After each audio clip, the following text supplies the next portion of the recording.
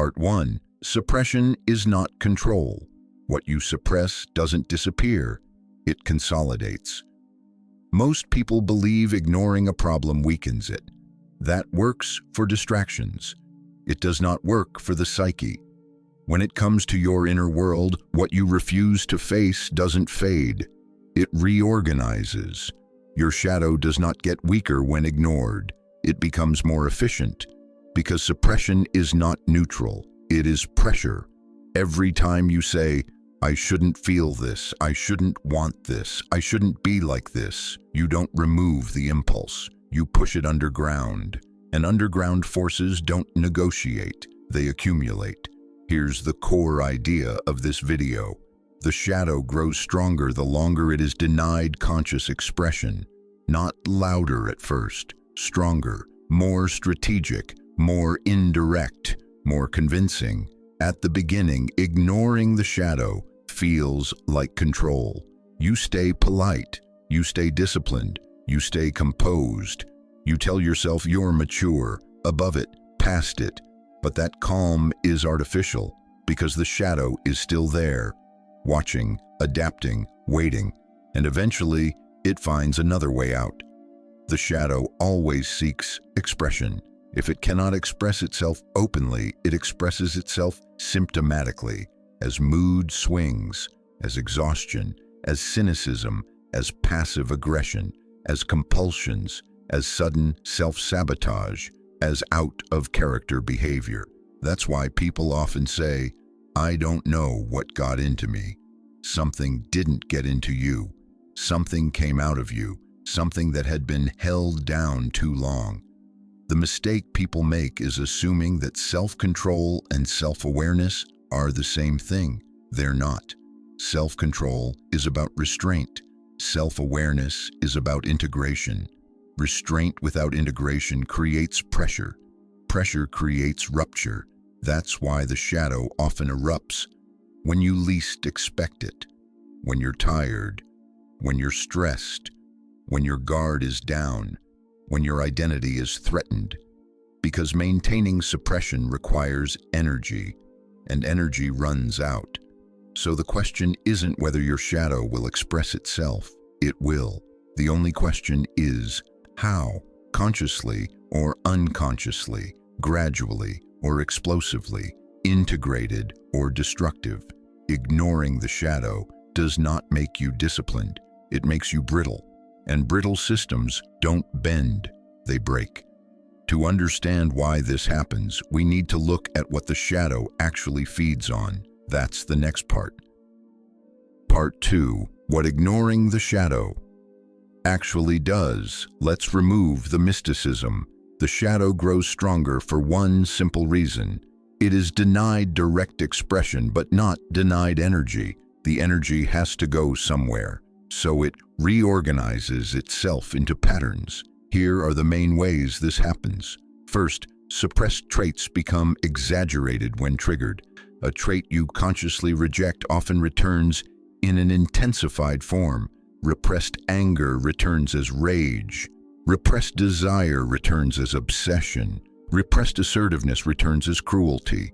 Repressed vulnerability returns as collapse. Because moderation requires consciousness. When a trait is unconscious, it has no regulator. So when it breaks through hard. Second, suppression strengthens identification with the persona.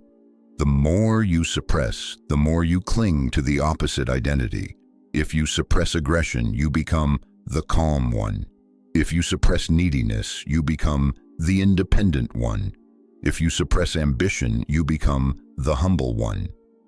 At first, that identity feels stabilizing, but over time, it becomes rigid, and rigidity creates shadow pressure, because every identity requires denial of its opposite. The stronger the persona, the stronger the shadow behind it. Third, the shadow learns indirect strategies. If direct expression is blocked, the shadow adapts. It becomes passive instead of active, manipulative instead of honest, sarcastic instead of direct, self-sabotaging instead of confrontational. This is why people who pride themselves on being above conflict often create chaos without realizing it. The shadow doesn't stop wanting, it stops asking openly. Fourth, ignored emotions turn into background tension. Unfelt emotions don't stay emotional. They become physiological, chronic tension, fatigue, restlessness, a sense of inner pressure without a clear cause. People try to solve this with productivity, distraction, or optimization, but the issue isn't inefficiency, it's unprocessed emotional material. The body remembers what the mind avoids. Fifth, the shadow gains authority through repetition. Every time the shadow acts unconsciously and gets results, it gains influence. If avoidance reduces anxiety temporarily, the shadow learns avoidance works. If aggression restores control temporarily, the shadow learns aggression works. If numbness prevents pain temporarily, the shadow learns numbness works. So the behavior repeats, and repetition creates structure. Eventually, the shadow doesn't just react. It predicts. It anticipates threats. It prepares defenses. It shapes decisions before you're aware of them. At that point, you don't lose control. You never had it. Because control without awareness is an illusion. So how do you reverse this process? Not by suppressing harder, but by doing the opposite of what created the problem. That's the final part. Part 3, how to weaken the shadow by facing it. Here is the paradox. The shadow loses strength the moment you stop fighting it. Not because you surrender to it, but because you remove its reason to hide. The shadow grows in darkness. It weakens in awareness. So integration is not confrontation, it is contact. Here's how that works in practice. First, replace judgment with curiosity. When a shadow impulse appears, don't label it as bad. Label it as information. Ask, what is trying to express itself right now?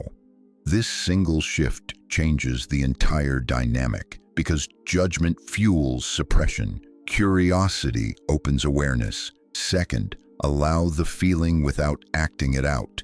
This is critical. Integration does not mean behavior. It means presence. You can feel anger without attacking. You can feel desire without chasing. You can feel envy without comparing. You can feel fear without retreating. This teaches the nervous system something new. This can exist without danger, and that is how regulation is learned. Third, name the trait clearly. Vague awareness is not enough. Be precise.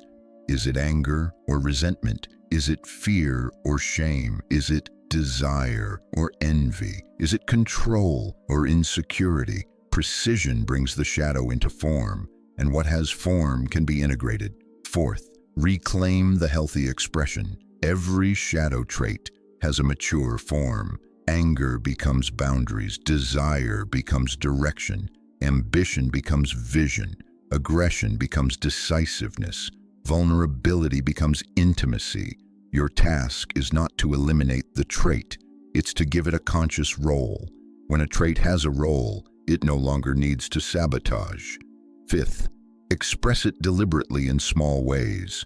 Not dramatically, not destructively, deliberately. Speak one truth you normally withhold. Set one boundary you normally avoid. Admit one desire you normally suppress. Pause instead of reacting once. Small, conscious expressions dismantle unconscious pressure because the shadow responds to experience, not intention. Now here's the key realization that ties everything together. The shadow becomes dangerous only when it is ignored, not because it is evil, but because it is incomplete. What you integrate becomes an ally. What you ignore becomes an adversary. And the difference between those two is not morality, it's awareness. When the shadow is seen, it no longer needs to control. When it is acknowledged, it no longer needs to rebel. And when it is integrated, it becomes energy you can direct. That's real self-mastery. Not domination, not suppression, integration. If something in this stirred resistance, pay attention to that. Resistance often points to what matters most. If you want more content like this, calm, precise, and focused on real inner change, you can follow this channel. New videos will continue exploring psychology, integration, and self-mastery. Thanks for listening. I'll see you in the next one.